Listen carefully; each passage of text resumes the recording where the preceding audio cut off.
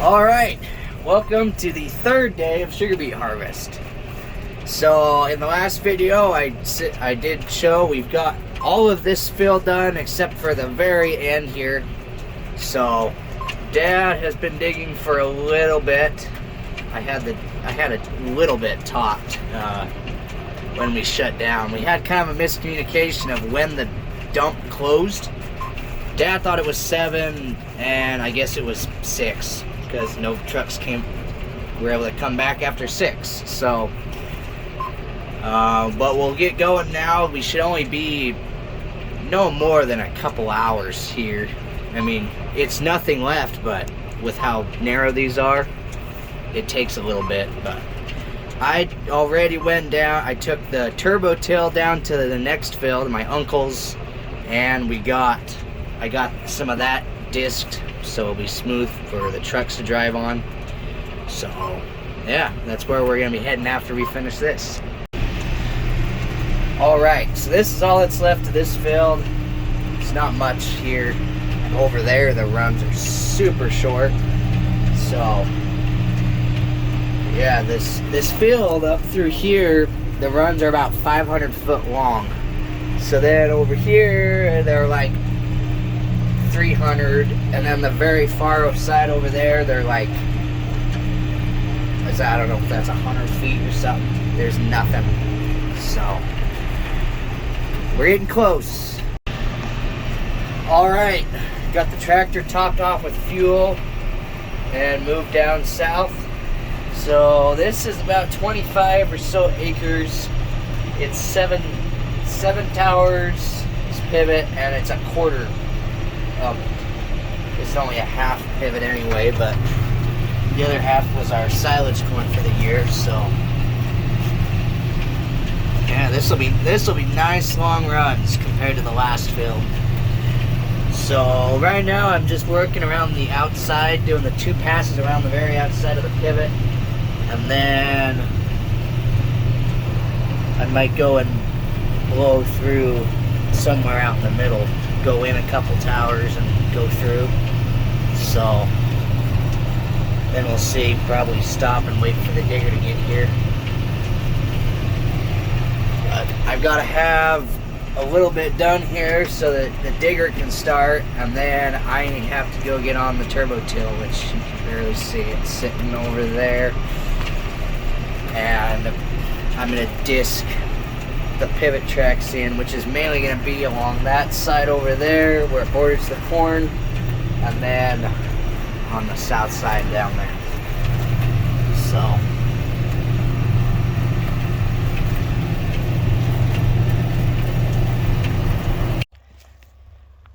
okay, I've done my 2 passes around the field. I decided to wait to go through the middle. Gonna let my dad get here, and then we'll decide if we want to do how many pivot tracks we skip. So once we figure that out, we'll go through the middle and then probably do this outside section first. So it is these tops might be a little bit bigger than my dad's. These are going to be a little bit different because there's no corrugates. He just planted this all flat. And one thing that I have noticed that I almost like better with corrugates, it's not a huge thing, but as you can see kind of up here, the scalpers hit, you can see the very top of the beet was cut off, and then these ones it didn't, because the last field where there's a corrugate for the tires on the back of the topper to fall into, you don't really have to worry about where exactly the steering is on the back of the topper. You just make sure it's fairly straight and you're good. Here there's no corrugates, it's just flat, so you have to make sure that the tires on the topper, I think it's almost, they need to be turned slightly even, and then they'll hit the row of beets. These here, this was because he planted too far out, which is all right because you plant the ends last anyway. So that's where all this stuff is. These rows are planted in between the other rows of beets. So, all right, I'll quit talking and be back when we're actually doing something exciting. All right, so the digger's down here now, and I have topped. I did 2 passes where he's at, that he's opening there, and then 2 passes right back here, because the inside 2 towers on the pivot are planted straight. So we'll open that. He's got 1 more pass around the end of the field to do, and then we'll get started. Because these are such long runs, like, he's gonna have this 10-wheeler filled. He did a little bit off the south side, but this 10-wheeler is almost full just from the 1 pass. So now that we're not gonna be, it's gonna be much longer passes and stuff. We are gonna try to really keep this topper as close to the digger as we can. Like, just stay a pass ahead or so, just because with the longer passes, if the trucks stop coming back and I'm, if I'm even just 2 rounds ahead of the digger, then that's a lot of, that's still a lot of beets stuck in the ground that have been topped. So I'm just gonna wait here until he gets caught up a little bit closer, and then I'll start going again.